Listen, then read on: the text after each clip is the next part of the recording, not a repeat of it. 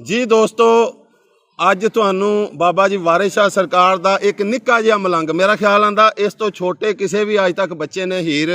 ਬਾਬਾ ਜੀ ਵਾਰਿਸ ਸ਼ਾਹ ਸਰਕਾਰ ਦਾ ਪੂਰਾ ਬੰਦ ਨਹੀਂ ਪੜਿਆ ਹੋਣਾ, ਮੇਰਾ ਖਿਆਲ ਹੈ। ਤੇ ਅੱਜ ਤੁਹਾਨੂੰ ਬਾਬਾ ਜੀ ਵਾਰਿਸ ਸ਼ਾਹ ਸਰਕਾਰ ਦੀ ਦਰਗਾਹ ਤੇ ਜਨਾਬ ਨੰਨੇ ਮੁੰਨੇ ਛੋਟੇ ਛੋਟੇ ਬੱਚੇ ਦੇ ਬੇਲੀ ਜਿਹੜੇ ਨੇ ਉਹ ਨਾਲ ਨੇ। ਤੇ ਇਹ ਜਨਾਬ ਸਾਡਾ ਬਾਬਾ ਜੀ ਵਾਰਿਸ ਸ਼ਾਹ ਸਰਕਾਰ ਦਾ ਨਿੱਕਾ ਜਿਹਾ ਮਲੰਗ ਤੇ ਬੜੇ ਖੂਬਸੂਰਤ ਅੰਦਾਜ਼ 'ਚ ਤੁਹਾਨੂੰ ਬਾਬਾ ਜੀ ਵਾਰਿਸ ਸ਼ਾਹ ਸਰਕਾਰ ਦਾ ਬੰਦ ਸੁਣਾਏਗਾ। ਜੀ ਬੇਟਾ ਸੁਣਾਓ ਜ਼ਰਾ ਬਾਬਾ ਜੀ ਦੇ ਉੱਤੇ ਤੁਸੀਂ ਕੀ ਅੱਜ ਸੁਣਾਣਾ ਹੈ? दुई नात रसूल मकबूल वाली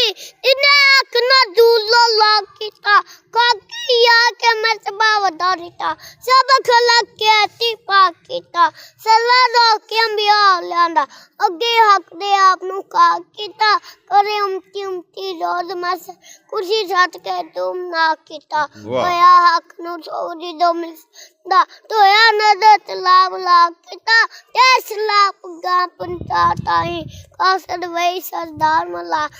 किता कभी अहल क्लास में धर्म पाया उसी खबर कबल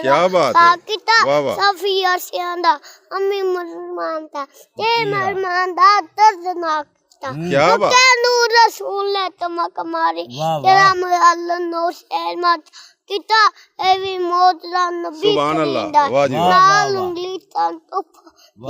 किता रसूल दा